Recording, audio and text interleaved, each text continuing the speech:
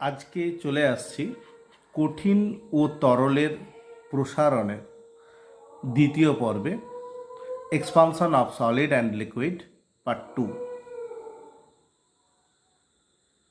তোমরা আগের পর্বে দেখেছো কোনো কঠিন পদার্থ বা কঠিন বস্তুকে যদি আমরা উত্তপ্ত করি তাহলে তার প্রসারণ হয়, আর যদি আমরা শীতল করি তাহলে তার সংকোচন হয়। এবার যদি এমন ব্যবস্থা করি, কোনো কঠিন পদার্থের উষ্ণতা বাড়ালাম কিন্তু দৈর্ঘ্য বৃদ্ধি যাতে না হয় তার ব্যবস্থা করলাম, অথবা কোনো কঠিন বস্তুর উষ্ণতা কমালাম কিন্তু ওর সংকোচন যাতে না হয় সেই ব্যবস্থা করলাম, তখন দেখা যায় ওই কঠিন পদার্থের অভ্যন্তরে প্রতি একক ক্ষেত্রফলে একটা তীব্র প্রতিক্রিয়া বলের সৃষ্টি হয়। এই প্রতিক্রিয়া বলটাকেই বলা হয় তাপীয় পীড়ন বা থার্মাল স্ট্রেস। যেমন একটা পরীক্ষার মাধ্যমে বোঝায়, ইউ আকৃতির একটা লোহার ফ্রেম নেওয়া হলো, সেই ফ্রেমটার ভেতর দিয়ে একটা দণ্ডকে প্রবেশ করানো হলো, বি দণ্ড। এই দণ্ডটা এর ভেতর দিয়ে প্রবেশ করানো হয়েছে, আর এর শেষ প্রান্ত, একদিকে শেষ প্রান্তটা খাঁজ কাটা করা আছে। এবার কি করা হলো, এই দণ্ডটার দুপাশে দুটো ছিদ্র করা আছে, এদিকে আছে P1, এদিকে আছে P2। এবার কি করলাম, এই খাঁজ কাটার অংশটার মধ্য দিয়ে একটা স্ক্রু ঢুকিয়ে এইটাকে টাইট করে বন্ধ করে দেওয়া হলো, যাতে এই দিকে দণ্ডটি আর বৃদ্ধি পেতে না পারে। আর একটা পিনকে এই P2-র মধ্যে প্রবেশ করিয়ে এদিকটা বন্ধ করে দেওয়া হলো, P2-র মধ্যে একটা পিন প্রবেশ করানো হলো, দিয়ে এটিকে বন্ধ করে দেওয়া হলো। এবার বি দণ্ডটিকে উত্তপ্ত করা হলো, তাহলে বি দণ্ডটি এবার প্রসারিত হতে চাইবে। এদিকে স্ক্রু থাকার জন্য বর্ধিত হতে পারবে না, এদিকে পিন থাকার জন্য বর্ধিত হতে পারবে না, তার ফলে এর অভ্যন্তরে একটা প্রচণ্ড প্রতিক্রিয়া বলের সৃষ্টি হবে। সেই প্রতিক্রিয়া বলের জন্য আমরা দেখব এর ভেতরে যে পিনটা ঢুকিয়েছিলাম P2-র মধ্যে, সেই পিনটা ভেঙে যাবে। অর্থাৎ এখানে তাপীয় পীড়ন সৃষ্টি হওয়ার জন্য প্রচণ্ড তীব্র একটা প্রতিক্রিয়া বলের সৃষ্টি হয়েছে। সেই প্রতিক্রিয়া বলের জন্য P2-র মধ্যে থাকা পিনটি নষ্ট হয়ে গেছে। নেক্সট আসছি তাপীয় পীড়নের মান কত হবে। আমি ধরলাম এল প্রাথমিক দৈর্ঘ্যের কোনো একটা দণ্ড নিয়েছিলাম, এর উষ্ণতা যদি T°C বৃদ্ধি করি, এর যদি দৈর্ঘ্য প্রসারণ গুণাঙ্ক আলফা হয়, তাহলে আমরা বলতে পারি এর দৈর্ঘ্যের প্রসারণ হবে L into alpha into T. কারণ আমরা দৈর্ঘ্যের প্রসারণ সমান পড়েছিলাম L2 মাইনাস L1, দৈর্ঘ্যের প্রসারণ সমান L1 into alpha into T2 minus T1। এক্ষেত্রে প্রাথমিক দৈর্ঘ্য L, দৈর্ঘ্য প্রসারণ গুণাঙ্ক আলফা, এবং উষ্ণতা বৃদ্ধি এখানে টি, উষ্ণতা বৃদ্ধি ধরেছি আমরা টি। তোমরা স্থিতিস্থাপকতা চ্যাপ্টারে পড়েছ দণ্ডের ইয়ং গুণাঙ্ক y সমান পীড়ন ডিভাইড বাই বিকৃতি। পীড়ন মানে কি? একক ক্ষেত্রফলে প্রযুক্ত বল। বিকৃতি মানে কি? দৈর্ঘ্যের পরিবর্তন ডিভাইড বাই প্রাথমিক দৈর্ঘ্য। তাহলে F divide by A divide by L alpha T divide by L, and then তাপীয় পীড়ন মানে প্রতি একক ক্ষেত্রফলে প্রযুক্ত বল সমান y into alpha into T. তার মানে আমরা বলতে পারি ইয়ং গুণাঙ্ক ইন্টু দৈর্ঘ্য প্রসারণ গুণাঙ্ক ইন্টু উষ্ণতার পরিবর্তন। চলে আসছি কঠিন পদার্থের প্রসারণের বিভিন্ন ব্যবহারিক প্রয়োগে। অনেক সময় আমরা দেখেছি কোনো কাঁচের শিশি আছে, তার মুখের ছিপিটা শক্ত করে আটকে গেছে, কিছুতেই খোলা যাচ্ছে না। আমরা যদি ছিপিটাকে একটু গরম করে নিই, সঙ্গে সঙ্গে দেখব ছিপিটা সহজে খুলে যায়। তার কারণ তাপ প্রয়োগে ছিপি বেশি প্রসারিত হয়, কাঁচ কম প্রসারিত হয়, ফলে ছিপিটা সহজে খুলে যায়। তোমরা অনেকেই হয়তো গরুর গাড়ির চাকা দেখে থাকবে। সেই গরুর গাড়ির কাঠের চাকার উপর দিয়ে পরিধি বরাবর একটা লোহার পাত শক্তভাবে আটকানো থাকে। এটাকে আমরা লোহার বের বলি। জানো কি করে এই বেরটা পরানো হয়? কাঠের চাকার যে পরিধির যে দৈর্ঘ্য, তার তুলনায় কম দৈর্ঘ্যের একটা লোহার পাত নেওয়া হয়। তাহলে পরাবো কীভাবে? পরানোর আগে লোহার পাতটিকে প্রচণ্ডভাবে উত্তপ্ত করা হয়, তার ফলে প্রসারিত হয়, তখন কাঠের গায়ে লাগিয়ে রেখে দেওয়া হয়। পরে ওটা যখন সংকুচিত হয়, খুব শক্তভাবে কাঠের চাকার গায়ে আটকে যায়, আর সহজে এদেরকে আলাদা করা যায় না। দ্বিধাতব পাত। দুটো ভিন্ন ধাতুর পাতকে পাশাপাশি রেখে ছিদ্র করে যদি কোনো রিভেট বা খিলকে গরম করে ভেতরে ঢুকিয়ে দেওয়া হলো, ওই ছিদ্র দিয়ে ভেতরে ঢুকিয়ে দেওয়া হলো, তারপর দুই প্রান্ত পিটে দেওয়া হলো, ফলে পাত দুটি শক্তভাবে আটকে যায়। তারপর এই খিলটা বা রিভেটটা যখন সংকুচিত হয়, তখন আরও দৃঢ়ভাবে এই দুটি পাতকে ধরে রাখে, ফলে এই দুটো পাতকে সহজে আলাদা করা যায় না। এই দ্বিধাতব পাতকে অনেক জায়গায় প্রয়োগ করা হয়। যেহেতু দ্বিধাতব পাত ভিন্ন ধাতু দিয়ে তৈরি, তাই তাপমাত্রার পরিবর্তনে দুটি ভিন্ন ধাতুর অসম প্রসারণ হয়, তার ফলে পাতটি বেঁকে যায়। এই ধর্মটাকে কাজে লাগিয়েই থার্মোস্ট্যাট যন্ত্র তৈরি করা হয়। যেমন ধরো, একটা পিতল আর ইনভার দিয়ে তৈরি, এটা পিতল আর ইনভার দিয়ে তৈরি একটা দ্বিধাতব পাত। ইনভার ধাতু উষ্ণতার পরিবর্তনে প্রসারিত কম হয়, আর পিতল বেশি প্রসারিত হয়। একে যদি উত্তপ্ত করি, পিতল বেশি প্রসারিত হবে, ইনভার কম প্রসারিত হবে, তার ফলে এই পাত্রে বেঁকে যাবে। বেঁকে গেলে উপরের দিকের অংশে থাকবে পিতল, এদিকটা দৈর্ঘ্য বেশি, এবং নিচের দিকের অংশে থাকবে ইনভার। থার্মোস্ট্যাট অনেক যন্ত্রে ব্যবহার করা হয়, যেমন রেফ্রিজারেটর, বৈদ্যুতিক চুল্লি, বৈদ্যুতিক ইস্ত্রি, বৈদ্যুতিক হিটার ইত্যাদি যন্ত্রে। থার্মোস্ট্যাটের একটা ব্যবহার বলি। তুমি ধরো কোনো একটা শীতপ্রধান দেশে বেড়াতে গেছো, প্রচণ্ড শীত, ঘরের মধ্যে একটা বৈদ্যুতিক হিটার আছে।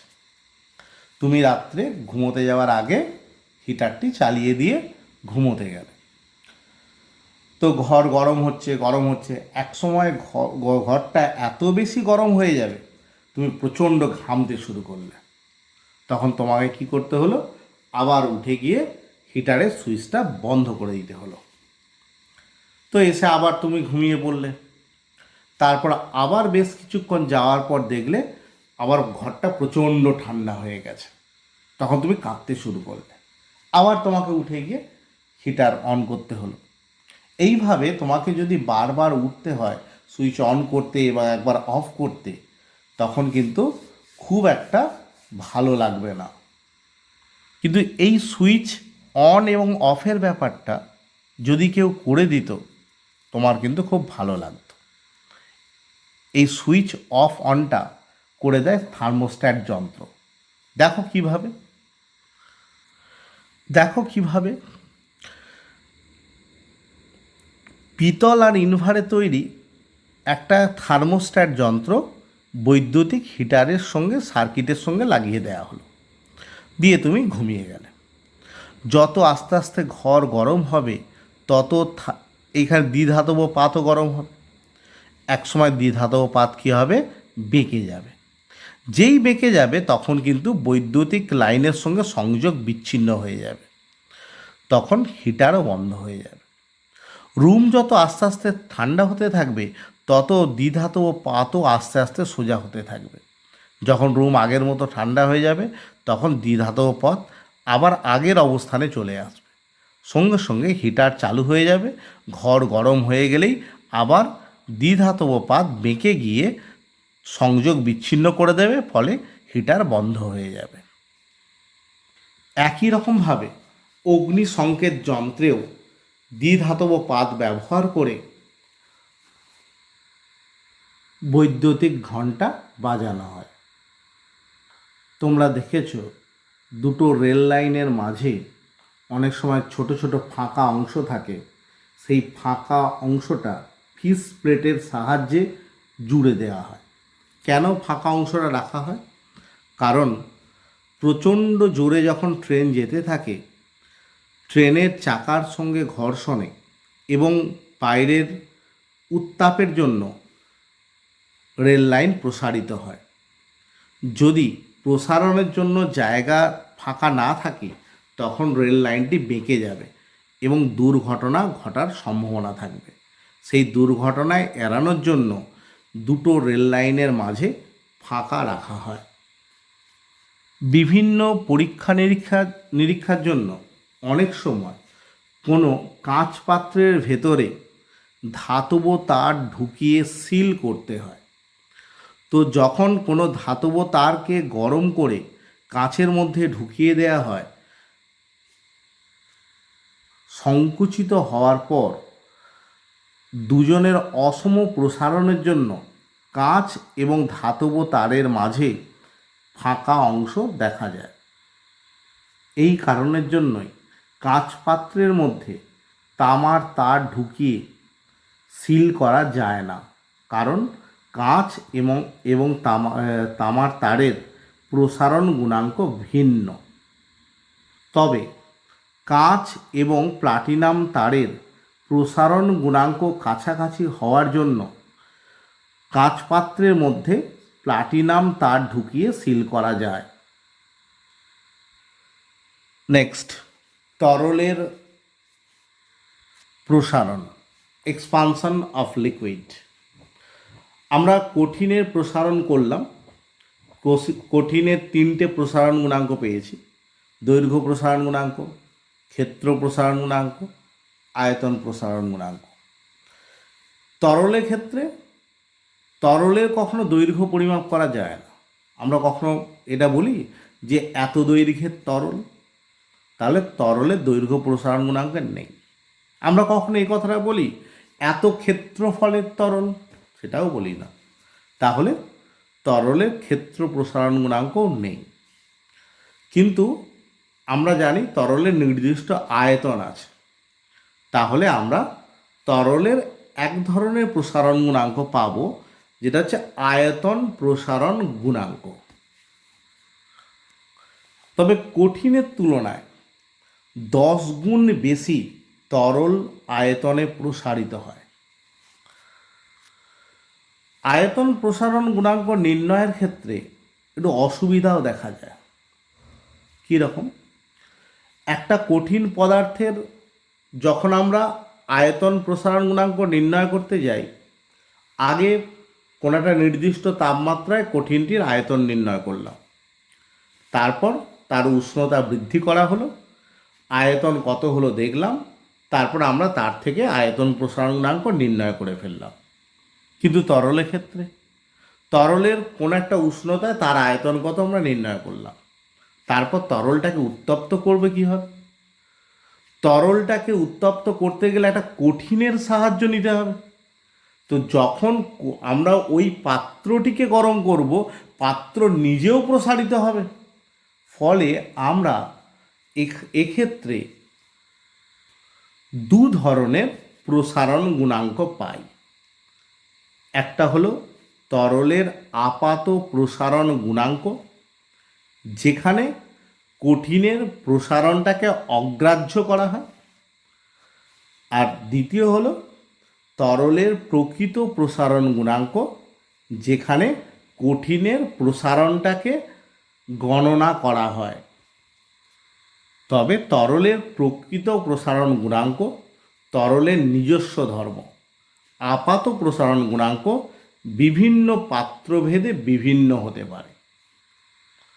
কোনো তরলের উষ্ণতা 10 ডিগ্রি সেন্টিগ্রেড থেকে 11 ডিগ্রি সেন্টিগ্রেডে বৃদ্ধি করলাম, আবার ওই তরলের উষ্ণতা 14 ডিগ্রি সেন্টিগ্রেড থেকে 15 ডিগ্রি সেন্টিগ্রেড করলাম, বা ওই তরলের উষ্ণতা 80 ডিগ্রি সেন্টিগ্রেড থেকে 81 ডিগ্রি সেন্টিগ্রেডে বৃদ্ধি করলাম। প্রত্যেক ক্ষেত্রে উষ্ণতা বৃদ্ধি একই হয়েছে, 1 ডিগ্রি করে।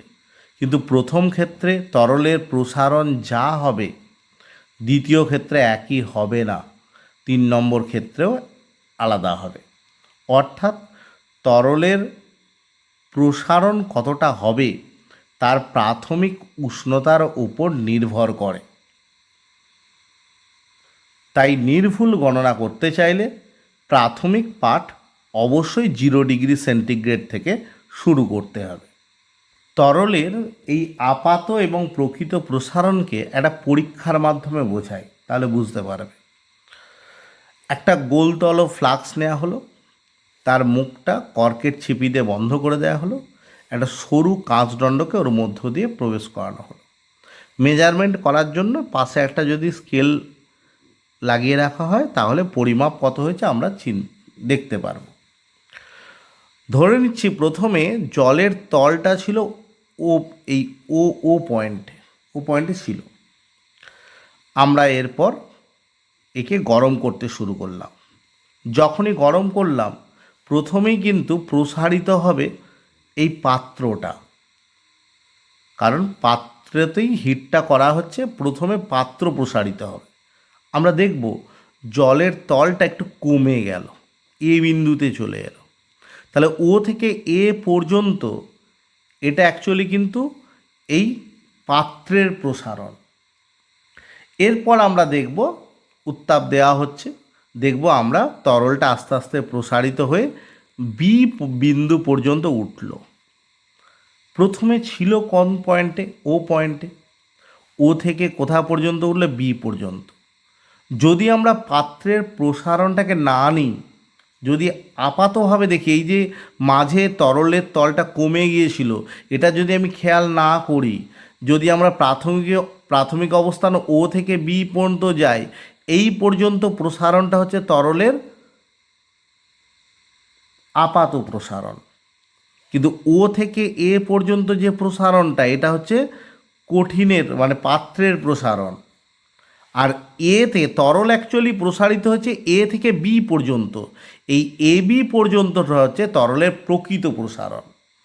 তার মানে প্রকৃত প্রসারণ এ বি, এ থেকে বি পর্যন্ত হচ্ছে তোমার তরলের প্রকৃত প্রসারণ, সমান ওবি, ওবি মানে হলো তরলের আপাত প্রসারণ, প্লাস ওএ, ওএ মানে হলো পাত্রের প্রসারণ। তার মানে আমরা বলতে পারি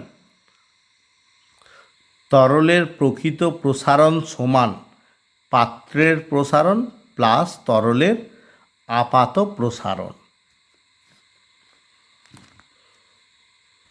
প্রথমে আসছি তরলের আপাত প্রসারণ গুণাঙ্ক। ওই একই রকমভাবে প্রতি একক উষ্ণতা বৃদ্ধির জন্য কোনো তরলের একক আয়তনে যে পরিমাণ আপাত প্রসারণ ঘটে তাকেই বলবো তরলের আপাত প্রসারণ গুণাঙ্ক। আমি ধরলাম কোনো তরলের প্রথমে আয়তন ছিল V1, উষ্ণতা T°C বৃদ্ধি করলাম, আপাত আয়তন হলো V2 প্রাইম। তাহলে কতটা পরিমাণ আয়তন বৃদ্ধি পেয়েছে? V2 prime divide by V1। প্রতি একক আয়তনে কত বৃদ্ধি পেয়েছে? Divide by V1। প্রতি একক উষ্ণতাতে কতটা বৃদ্ধি পেয়েছে? Divide by T. এখানে টি বলতে উষ্ণতা বৃদ্ধিকে বোঝানো হয়েছে। যদি প্রাথমিক উষ্ণতা T1°C থেকে T2°C হতো তাহলে এটাকে আমরা লিখতাম T2 মাইনাস T1। এটাকে আমরা বলছি গামা প্রাইম, বা যেটা বলা হচ্ছে আপাত প্রসারণ গুণাঙ্ক, তরলের আপাত প্রসারণ গুণাঙ্ক। তাহলে তরলের প্রকৃত প্রসারণ গুণাঙ্ক কাকে বলবো? প্রতি একক উষ্ণতা বৃদ্ধির জন্য কোনো তরলের একক আয়তনে যে পরিমাণ প্রকৃত প্রসারণ ঘটে তাকেই বলবো তরলের প্রকৃত প্রসারণ গুণাঙ্ক। ধরে নাও T1°C তাপমাত্রায় কোনো তরলের আয়তন ছিল V1, উষ্ণতা বৃদ্ধি করে T2°C করাতে আয়তন হলো V2। তাহলে আয়তনের প্রসারণ কত হলো? V2 minus V1। প্রতি একক আয়তনে তরলের প্রসারণ কত, ডিভাইড বাই V1। প্রতি একক উষ্ণতা বৃদ্ধিতে কত, T2 মাইনাস T1। এটাকেই বলা হচ্ছে গামা। অর্থাৎ তরলের প্রকৃত প্রসারণ গুণাঙ্ক সমান V2 minus V1 divide by V1 into T2 minus T1।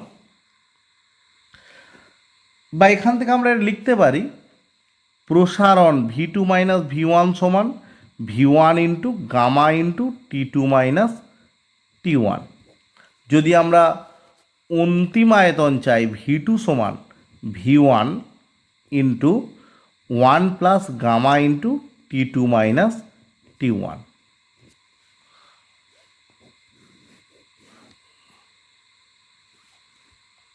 Next আসছি তরলের প্রকৃত ও আপাত প্রসারণ গুণাঙ্কের মধ্যে সম্পর্ক। আমি ধরে নিলাম T1 ডিগ্রি সেন্টিগ্রেড তাপমাত্রায় কোনো তরলের প্রাথমিক আয়তন V1, উষ্ণতা বৃদ্ধি করলাম T2 ডিগ্রি সেন্টিগ্রেড নিয়ে গেলাম, দেখা গেল তরলের প্রকৃত আয়তন হলো V2, আপাত আয়তন হলো V2 প্রাইম এবং পাত্রের আয়তন হলো V। পাত্র বলতে এখানে পাত্রের আয়তন বলতে যতটুকু অংশের মধ্যে তরলটা অবস্থিত সেই অংশটুকু আমরা ধরব। তার মানে প্রকৃত আয়তনই হোক, আপাতই হোক বা পাত্রের আয়তনই হোক, তিনটি আয়তনই প্রাথমিক অবস্থায় প্রত্যেকের ক্ষেত্রে কিন্তু V1। দ্বিতীয় ক্ষেত্রে T2 উষ্ণতায় তিনজনের ক্ষেত্রে আলাদা হবে। তাহলে আমরা জানি এখানে বলতে পারি তরলের প্রকৃত প্রসারণ কত হয়েছে। প্রকৃত প্রসারণ হয়েছে V2 মাইনাস V1, আপাত প্রসারণ হচ্ছে V2 প্রাইম মাইনাস V1, পাত্রের প্রসারণ হচ্ছে V মাইনাস V1। আমরা একটু আগেই করেছি প্রকৃত প্রসারণ সমান আপাত প্রসারণ প্লাস পাত্রের প্রসারণ। তাহলে আমরা লিখতে পারি V2 minus V1 equal V2 prime minus V1 plus V minus V1। প্রত্যেককে আমরা V1 into T2 minus T1 দিয়ে ভাগ করে দিলাম, কোনো অসুবিধা নেই। তাহলে এখানে খেয়াল করো V2 minus V1 divide by V1 into T2 minus T1, মানে আমরা কী পেয়েছি, আমরা প্রকৃত প্রসারণ গুণাঙ্ক গামা। এখানে আমরা পেলাম আপাত প্রসারণ গুণাঙ্ক গামা ড্যাশ, আর এখানে পেলাম আমরা পাত্রের প্রসারণ গুণাঙ্ক গামা জি। তার মানে আমরা বলতে পারি তরলের প্রকৃত প্রসারণ গুণাঙ্ক সমান আপাত প্রসারণ গুণাঙ্ক প্লাস পাত্রের প্রসারণ গুণাঙ্ক। নেক্সট আসছি তরলের ঘনত্বের সঙ্গে তার প্রকৃত প্রসারণ গুণাঙ্কের সম্পর্ক। আমি ধরলাম T1 ডিগ্রি সেন্টিগ্রেড তাপমাত্রায় কোনো নির্দিষ্ট ভরের কোনো একটা তরল, ধরো তার ভর m এবং তার আয়তন হলো V1। উষ্ণতা বৃদ্ধি করে T2 ডিগ্রি সেন্টিগ্রেড করলাম, ভর তো একই থাকবে, তাহলে আয়তন পরিবর্তিত হয়ে কত হলো V2। আমি এর সঙ্গে ধরে নিলাম ঘনত্ব ছিল, এর ঘনত্ব ছিল ρ1 এবং এর ঘনত্ব হয়ে গেল ρ2, ঘনত্ব হলো ρ2। ρ1 এবং ρ2-র মধ্যে কি সম্পর্ক হবে সেটা আমাদের নির্ণয় করতে হবে। তাহলে আমরা বলতে পারি m সমান V1 ইন্টু ρ1 সমান V2 into ρ2 and then V1 by V2 সমান ρ2 বাই ρ1। আমরা জানি V2 সমান V1 into 1 plus gamma into T2 minus T1। তাহলে V2 বাই V1 সমান 1 plus gamma into T2 minus T1। তাহলে ρ1 equal to ρ2 into 1 plus gamma into T2 minus T1। এটাই একটা relation ρ1 ρ2-র মধ্যে। কিন্তু আমরা ρ2 সমান কত জানতে চাইলে তা ρ1 divide by 1 plus gamma into T2 minus T1 whole to the power -1 এলো। দ্বিপদ উপপাদ্যে আমি আগেই বলেছিলাম, এর আগেও বলা হয়েছিল 1 minus gamma into T2 minus T1, এর পরের টার্মটা আসে গামা স্কোয়ার দিয়ে, তারপরেরটা আসে গামা কিউব দিয়ে, এর পর গামার উচ্চতর ঘাতগুলো থাকে।